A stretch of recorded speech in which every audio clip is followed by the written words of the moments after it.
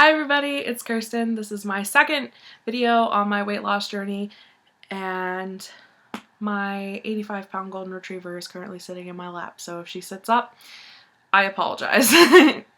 She thinks she's like a chihuahua or something. See, there she is. Hi. Go back to being annoying somewhere else. So I have some things to talk about today. I had a nutritionist appointment yesterday, and some good and bad things have happened. I don't know if I'd really say bad, but kind of more or less disheartening, but we're still pushing forward. The good things. I should start with, what do you have in your mouth?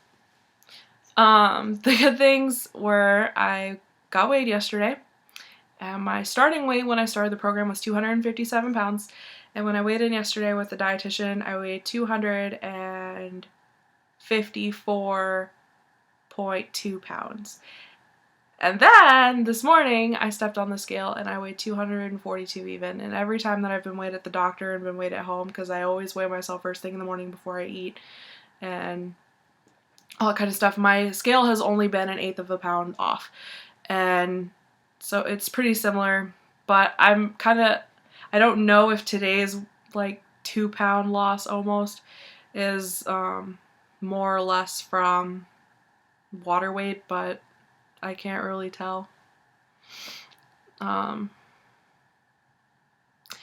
we'll see. If it comes back on, then it's probably just water weight. But it's weight loss, so that's all that matters. It's good. That's what I'm working for.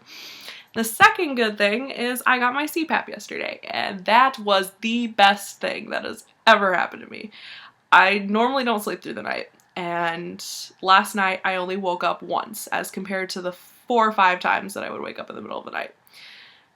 And the only time I woke up, it was because my humidifier was up too high, and so I had like raindrops dropping into my nose from the mask. But I didn't wake up because of the mask didn't fall off.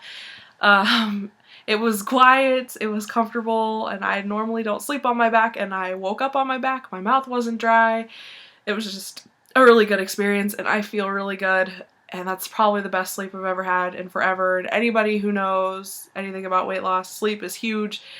And because if you sleep good, you feel good, and when you feel good, you make better choices, and when you make better choices, then you live a healthier life, and it all adds up really quick, and that is a huge part of it. So I was really happy about that. And now to the disheartening stuff. Like I said, it's not really bad, but just kind of, it doesn't seem fair, but I know that it could be worse, so I'm trying to just be patient and grateful with it. But when I went to my nutritionist appointment, this was my second one with her, and I've technically, since I've seen a bariatric doctor, have had 3 appointments that are considered structured weight loss appointments, and that's usually an insurance requirement, and my program at my hospital requires 3 months of structured weight loss before they'll do gastric bypass, where you see and work with the nutritionist just to make sure that you're well aware of like the sacrifices that you have to make and the changes that you have to put into your lifestyle, because it's not as simple as they cut your stomach and then you're done.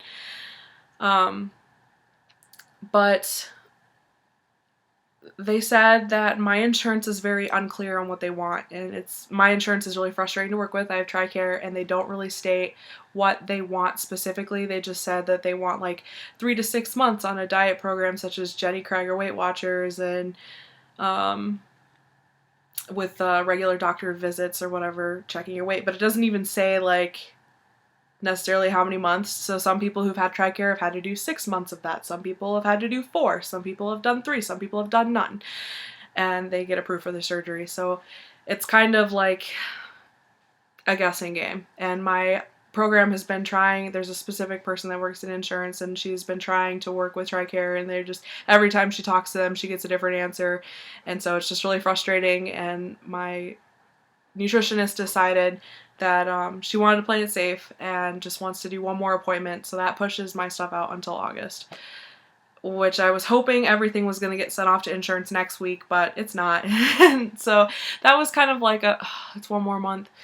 But if you really think about it, kind of not really, more or less just a couple weeks longer, because I still have a psychiatrist appointment next week, and that's my last psychiatrist appointment, and then I just have this one last nutritionist one, and it's on August 3rd. So it's at the very beginning of the month, and then they'll send my insurance off right away that week, or stuff off to them, and hopefully I'll get approved as soon as possible.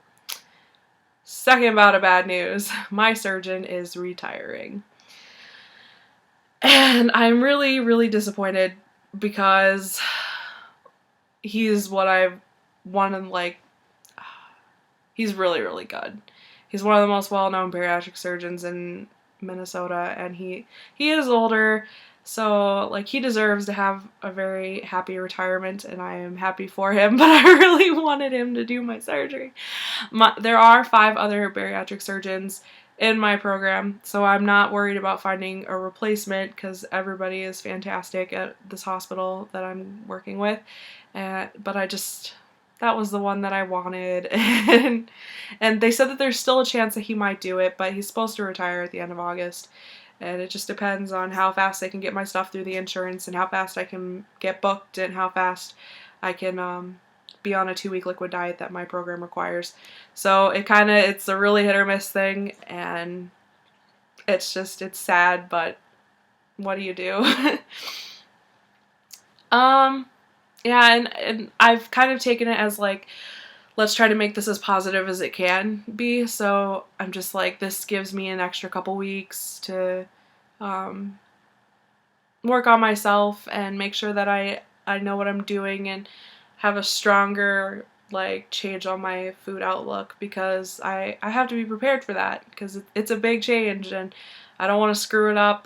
This is my last chance, so I'm gonna do it right, and what I have to work on between now and August 1st is this lovely food journal that my doctor gave me, which is fantastic.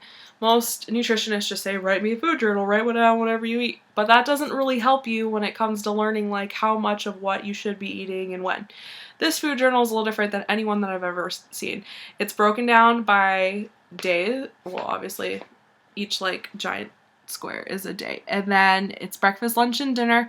And then, what do they call it? Small nourishment. And it tells me, like, how many of what things I should be eating, and then it breaks it down into protein, vegetable, healthy fat, and healthy carb.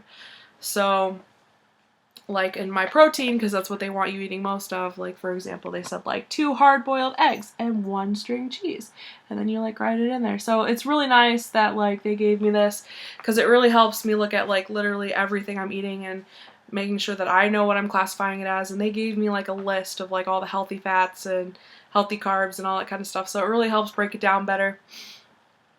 And I've done really well today. I had 2 eggs for breakfast with a slice of white American cheese. I made, like, a breakfast sandwich with a honey wheat sandwich thin, which is my healthy carb, and then I had half of a banana, because fruit also is grouped with the healthy carbs. And then for lunch I had a turkey sandwich, and that's it. And then for my small nourishment, I had a cup of the 000 Greek yogurt, and I added half a scoop of protein powder. So it's great. It's going good. I'm going strong. I'm not giving up. I refuse to give up, even with setbacks. Not gonna fail at this. So I can't wait to talk to you guys next time. And I think the next time that I talk to you, I'm going to talk about this lovely thing. This is my patient handbook for my bariatric surgery. I call it my bypass Bible. And it is the greatest thing that I have ever had in my entire life. And anyone who is going through gastric bypass surgery or any weight loss surgery, like, I feel like your doctor should give you this. I don't know what I would do without it. It goes with me everywhere. It is my life. I've pretty much read every page in this bad boy like 10 times. It is amazing, and I don't know what I would do without it, honestly. And it's wonderful. So thank you guys for watching. Holly and I say bye. Holly, you gotta say bye. No, you gotta look the other way. You gotta say goodbye to everybody. Alright, have a good day, guys.